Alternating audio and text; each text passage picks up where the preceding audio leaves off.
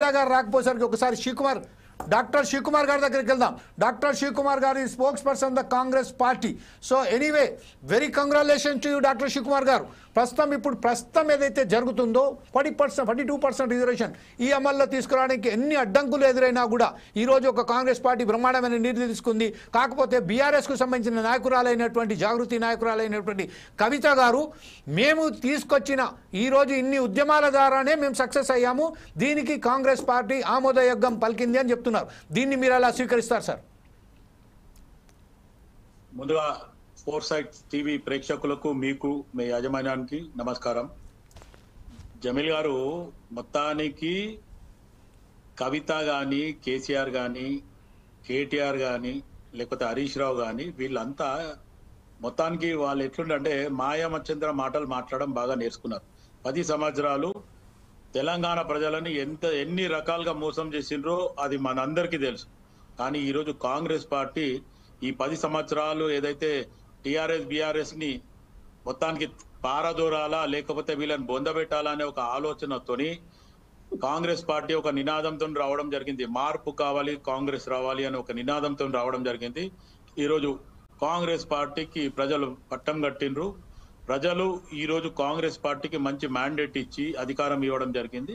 దాంతో పాటు కాంగ్రెస్ పార్టీ ఏదైతే ప్రజలకు మేమైతే హామీ ఇచ్చినామో, మేనిఫెస్టోలో ఏదైతే పెట్టినామో, మా అధినాయకులతో చెప్పిపించినామో అవన్నిటిని కూడా తూచా తప్పకుండా పాటిస్తామనే రకంగా ముఖ్యమంత్రి రేవంత్ రెడ్డి గారు కానీ మంత్రివర్గం కానీ లేకపోతే మిగతా.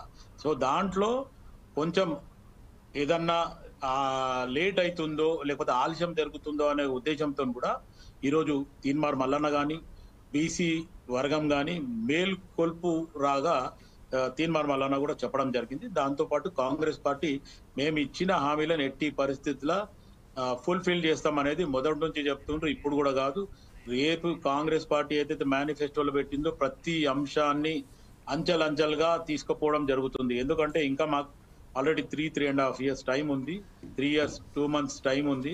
సో ఆ టైం లోపల ప్రజలకు ఇచ్చిన హామీలన్నీ కూడా పూర్తి జరుగుతాయి. ఎందుకంటే గతంలో 10 సంవత్సరాలలో తెలంగాణ రాష్ట్రం ఇచ్చింది కాంగ్రెస్ పార్టీయే.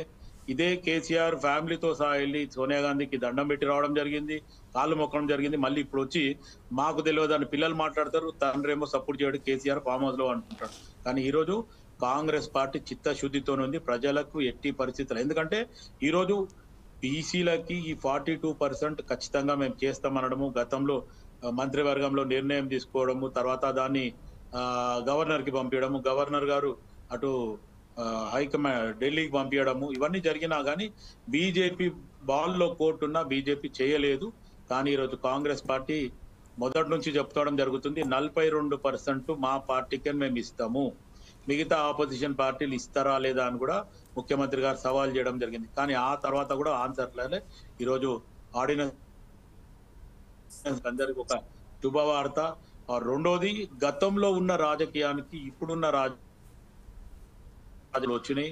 బీసీలో ఒక ఉద్యమం ఏమైతే ఉవ్వెత్తున లేవనికపోతుందో దాన్ని కూడా పరిగణంలోకి తీసుకొని వాళ్ళని కూడా సంజాయించి, లేదు కాంగ్రెస్ పార్టీ ఖచ్చితంగా 42% రేపు రాబోయే లోకల్ బాడీ ఎలక్షన్స్ కానీ మిగతా ఎలక్షన్స్ లో కానీ ఇస్తామని చెప్పి హామీ చెప్పడం జరిగింది. ఈ రోజు అది ఖచ్చితంగా బీసీ ప్రజల కోరిక ఒక రకంగా నెరవేరినట్టే నా ఆలోచన. ఈ రోజు బీసీ ప్రజల కూడా కాంగ్రెస్ పార్టీ, ఎందుకంటే గతంలో కూడా ఎస్సీ వర్గీకరణ చేస్తామని చెప్పడం జరిగింది, అది కూడా ఖచ్చితంగా అది సుప్రీంకోర్టులో ఒక నిర్ణయం రాగానే అసెంబ్లీలో ముఖ్యమంత్రి రేవంత్ రెడ్డి గారు ఓపెన్ గా విత్ ఇన్ సెకండ్స్ లో ఆ విషయంలో అసెంబ్లీలో అనౌన్స్ చేసి ఆ తరంగా మాట్లాడి దామోదర్ రాజ్ నరసింహ గారు అధ్యక్షతన కానీ మిగతా సబ్ కమిటీ వేసి మొత్తానికి అది కూడా సక్సెస్ఫుల్ చేసిండ్రు.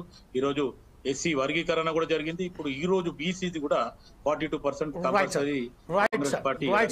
డాక్టర్